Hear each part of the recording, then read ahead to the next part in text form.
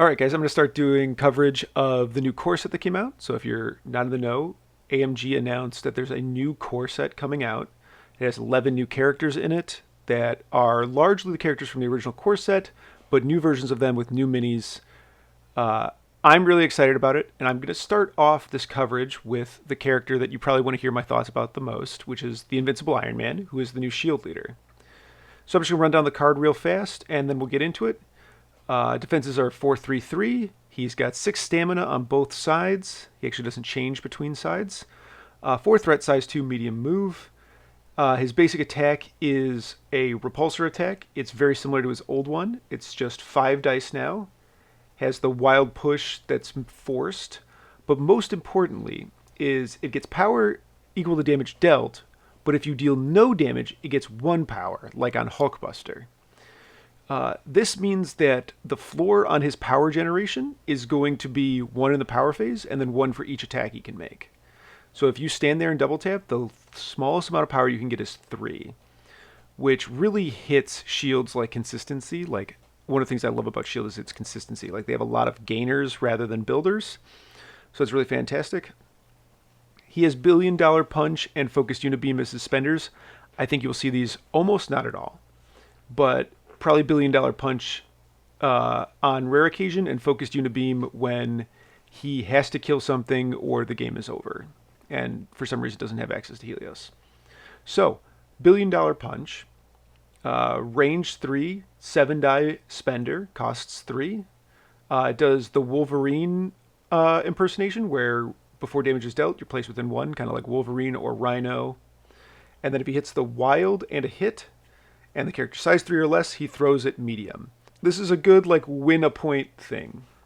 Like, it can be used for mobility, because there are occasions where after a character comes out of a daze,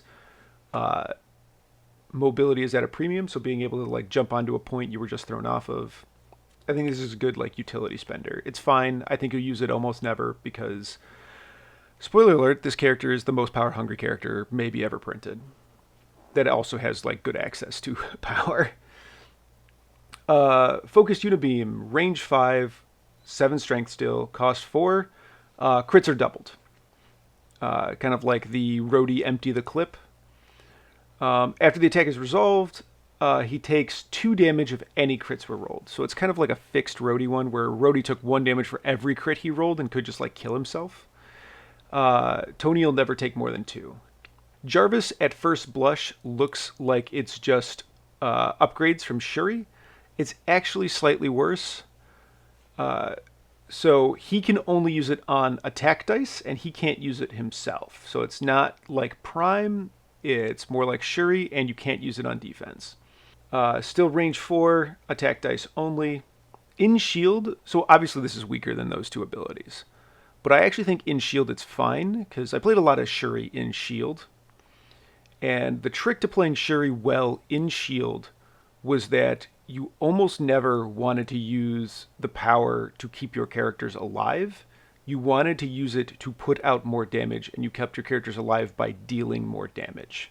I think Jarvis is transformative for how strong shield will be. I expect to see Invincible Iron Man in a ton of games. My god, this is so good for shield. Like, the Wakanda leadership, or their version of the Wakandan leadership, I'm not 100% sure how often you play it, because shield does really, really like the free victory points that Fury gives. But my god, giving this much dice manipulation to a gun line is insane. This is so strong. And then to wrap it up, he has Flight and I Am Iron Man, which is a slightly worse version of, like, Kingpin's Inured to Pain. If you suffer damage from an effect, the thing that's different about this is that it's enemy effect rather than Inured to Pain. So if you suffer damage from an enemy effect, use the superpower, reduce damage by 1, and it can go min 0. This is probably enemy effect, so that he doesn't reduce the damage from the Focused Unibeam, so that he can't prevent that damage, which is fine, but it also means that he can't stop cube damage, and if you lay somebody's beam over him, you can't stop that damage either. Alright, so I said this character is the most power-hungry character I've ever seen, mostly because of Jarvis, and a little bit because of the leadership. but my God, he just like you could build 10 power on this character every turn, and you could drop it depending on when he activates. I expect to activate Invincible Iron Man on almost no power every time I activate him. I think that's fine. Like, the character's activation should be spent building power and pushing relevant things off points, and then you just spend all of Jarvis to try to make your attacks stick. I'm over the moon about how good this character is. In case you missed out, or in case you've missed this about Helios, Helios says Tony Stark, not Iron Man. So this character still can play Helios, which is really good. He can't play Ricochet Blast, so some Avengers players will have to make a decision about which Iron Man to play here. And then when playing Helios, it's important to keep in mind that the Jarvis rerolls can't be used on the Helios because Iron Man is making the attack, so you do dump the power if you need the power to do that. He also got a new tactics card called Stark Armory. And Stark Armory is pay 1 to 5 power. That gives you a range, so either range 1 to range 5. And then every friendly character within that range rolls an extra dice on attacks. You play it in the power phase. This card is the stupidest thing I've ever seen. Like, it's so good. So, like, the obvious thing that comes to mind is like, oh, 5-die Bucky shots. Everybody knows that shield is dumb on hammers because of 5-die Bucky shots. On hammers, this could be 6-die Bucky shots really easily, because Bucky's still the character you use to pick up your safe hammer. But that's not the thing that really irks me about it. Like, that's probably fine. Like, yes, it's strong. You play it. Everybody gets an extra die. That's good. Where this gets really dumb is that for some reason, it doesn't say non-grunt. So the output increase that this creates for Nick Fury Jr. is insane. Like, I believe we did the math, and that if you can full clip, like Nick Fury has 6 power, you have priority, or you've just been able to, play Invincible, or play Stark Armory in the power phase, and then, like, he dazes, they like go and they daze a character. And then for some reason you're able to put the full Fury clip into him. So 2 grunt attacks and then 2 Fury spenders, which is a 5-die grunt attack, a 5-die grunt attack, then an 8-die Fury attack and a 5-die grunt attack, and then an 8-die Fury attack and a 5-die grunt attack. That is like coin flip to kill Malekith from full. That's an unbelievable amount of damage. The power phase timing of this card, I think, is a double-edged sword. It's going to require that shield players play with foresight to know how much power to hold on Iron Man. Oh, and that 50% to kill Malekith, like, does not involve using Jarvis rerolls. Like, so you can increase that if you have Jarvis rerolls or you have the leadership, or the Iron Man leadership. So it can get better than that. But the big thing here is that you're gonna have to play with like foresight. So you're gonna have to know how big of an aura you need on the next turn when you are spending your Jarvis rerolls. And the other thing is that you have to play it in the power phase, so you have to know then. And then often the best Jarvis, or the best character to activate, is not Tony. So you're going to have to know ahead of time what you're doing that, and often you're not going to have priority. So something's going to activate between you playing this card and then using its initial benefit. So that's like the downside. The upside is that it's up for turn 1 gotcha backs. So you can be staring down 6-die or 5-die Bucky, or 6-die Commando counter or gotcha back attacks, and 5-die Bucky gotcha back attacks off the jump with no prep. They can play it in the power phase. That's really, really good. I think he's really strong. He's got 12 hit points. He's hard to kill, and trying to kill him will fuel Jarvis, which can let his team just murder you. This character's terrifying. Oh, and the other thing that's crazy about Stark Armory is that Stark Armory can be played by any Tony Stark. So, like, I expect to see Tony, one of his versions, in a lot of lists. Because Stark Armory and Helios are both silly cards that almost certainly any team can use. Like, any team that's playing, like, heavy rapid fire, like, if you wanted to build Sam Spam with, like, a rapid fire theme, Like play one of the Tonys, play Sam, and then play a bunch of your rapid fire characters, right? For just like the biggest Stark Armory gimmick turn ever, and just like watch your opponent's stuff melt on that turn. And then let's say you do it in a right because you're doing it in Avengers, you could use Avengers Assemble to like set that up too, because like there are Avengers rapid fire characters. Specifically, Widow is who I'm thinking of. But yeah, I think this new Invincible Iron Man, I think, is also going to be a pretty popular splash because he does a decent impression of Prime for 1 point less. His durability is not as high as Prime, but he is pretty tough to kill. Like a Nerd to Pain on 433 stat line with 12 health is very durable.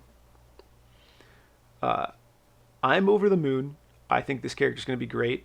There's some problems with just slotting him into the Shield roster that I have to overcome still. So the question is, can I afford both Tony Starks? Probably not. I probably can't fit both in the roster. So if that's the case, the 15 for Shield gets really awkward because you're trying to play Eye in the Sky. You're trying to hang on to Eye in the Sky. If I haven't made that totally obvious, oh god, I'm just so excited about this character. The best part of this is that you don't have to give up Eye in the Sky because Eye in the Sky is not attached to your leader. The card doesn't come back based on if Nick Fury is your leader. It comes back based on whether you're in Shield. So you can play him next to Nick Fury and only give up the leadership, not Eye in the Sky and everything else Nick brings. And you don't have to be as protective of Nick. It's really, really good. And like, it's going to make this guy, Eye in the Sky makes this guy so hard to scalpel out of your team. And now this is another character that they have to try to scalpel out of your Gordian Knot that increases your damage output. They want to go after the got your back targets and Tony to deny the rerolls. Like, Shield is shaping up to be incredibly, incredibly strong. And then, like, I think this might just fix the X-Men matchup. Like, the Jarvis and the leadership almost certainly will give us the punching power to hit up over cover. Like, we probably still don't play Bucky, but, like, we don't have to go through any of the, like, wild, like, contortionist things I was doing to try to fix that matchup where I'm like, borrowing multiple stealing models to try to just, like, beat X-Men's extract play. You can just kill them. You can just play the normal Shield way, and you can just kill him with Iron Man. This character's so good. Okay, so sorry. So back to like places. I think you're gonna see this guy everywhere. I think he's gonna be really popularly splashed on any team that wants to fight. I think he's really good at fighting. I think he has decent scenario play. The push being any size means like the characters he can't push are like Vision, and that's it. And like Vision has to be in physical mode, so you get to shoot Def too. Like awesome, great. I think the only affiliations he's probably going to be in are Avengers and Shield. I can't really think of anywhere else he would land. That's the only places that normal Iron Man is, right? Yes, Avengers and Shield. So those are the only places I think he's going to end up. But I think you're going to see him splashed all over the place, especially with the new card. He's just nuts. And then there's an argument here as well that having a leader with an energy attack opens New Age up to being played. And with the fact that we have New Widow coming down as well with a base energy attack means that like even more likely that the like very energy focused New Age wombo turn of Shield is viable. And then you could stack it with Stark Armory to give every one of your characters +3 dice, or you could do a turn of +2 dice and then a turn of +1 dice to back it up, or vice versa. Dude, it's a wild new world, and my god, if you're a Shield player and you're not excited, get excited. Like if you're down on this guy, I do not understand. I am so unbelievably hyped. But with that, I'm going to cut it off here. Try to keep these short. Do all the fun YouTube stuff. Like the video. Leave me a comment. Tell me what you think about new Iron Man or which models you're excited about. And look out because I'm going to be doing one of these for every single model.